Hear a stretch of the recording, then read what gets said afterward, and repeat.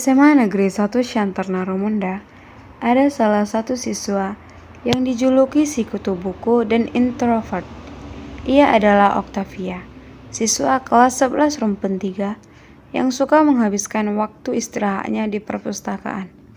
Namun, dia harus menerima kenyataan pahit karena dibully oleh Stephen, Kezia, dan Serevi, yang sejak dari SMP membuli Octavia karena tidak suka dengan sifat Octavia yang sok pintar dan ambis.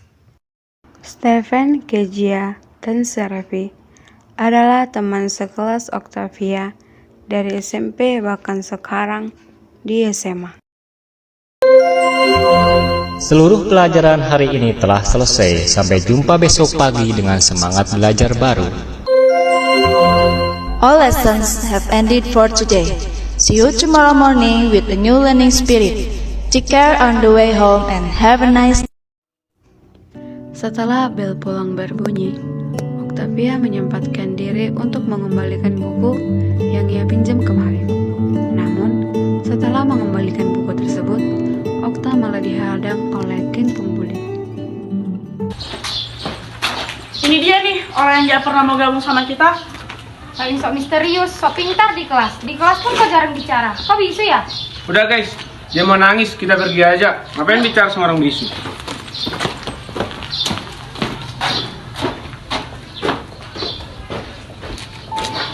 Reva sedang duduk sambil menunggu ayahnya menjemputnya. Tetapi Reva mendengar keributan dari depan kelas dan menuju ke sana.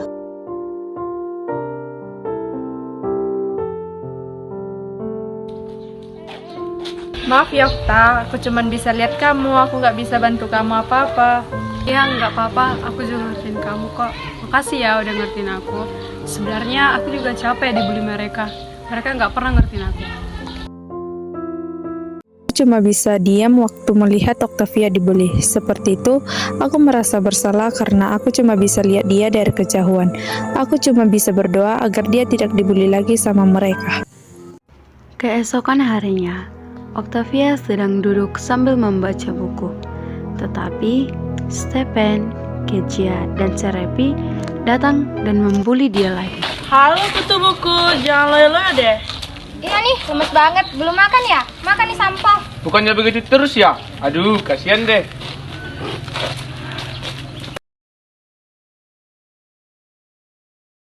Saat Okta sedang menuju kelas untuk menyimpan bukunya, ia dihadang oleh Stephen, Kezia, dan Serevi yang membulinya, tetapi ada Pak Arnold yang menolongnya. Lihat tuh, ada si kutu buku yang suka sembunyi di perpustakaan. Jangan buru-buru dong, kayak dikejar setan aja. Kamu lari ya dari kami. Ini buku apa? Dasar buku buku.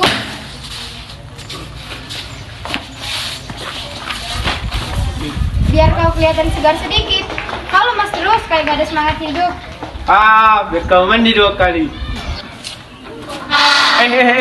Kalian ngapain itu? Kalian sadar tidak? Kalian hampir mencelakakan teman kalian. Bapak kecewa dengan kalian.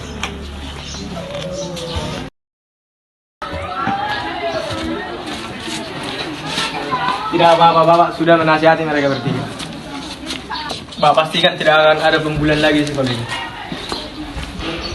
Pada sore hari, Serevi sedang dalam perjalanan menuju ke rumahnya.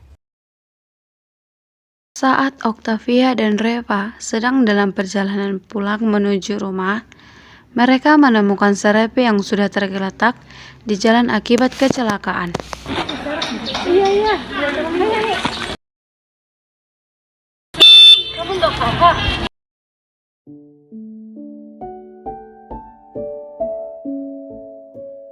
Kita bawa Serevi duduk di sana sebentar deh. Soalnya kamu jatuhnya parah sekali. Makasih ya Okta, Reva. Mungkin kalau kalian tidak ada, nggak tahu mau kayak mana lagi. Gak apa-apa Serep, aku akan selamat aja. Kamu kok mau sih nyelamatin aku? Padahal kan selama ini aku udah bully kamu. Apa Serep, sebenarnya selama kamu bully aku udah maafin kalian kok. Aku minta maaf ya Okta. Iya, gak apa-apa. Di pagi hari, Okta sedang membaca buku untuk persiapan ulangan. Tetapi geng pembuli datang untuk mau minta PR Octavia. Kalian udah PR matematika belum? Minta dong biar kami salin. Tapi kan itu tugas individu. Kalau semisal tugas kelompok, baru aku mau ngasih sama kalian. Sudah, pasti kau kayak gini karena kami siram air kemarin ya. Nih, jangan dipaksa terus. Kan dia udah capek ngerjain PR semalaman. Kalian ngapain di sini? Gak boleh nyontek loh. Sudah banyak.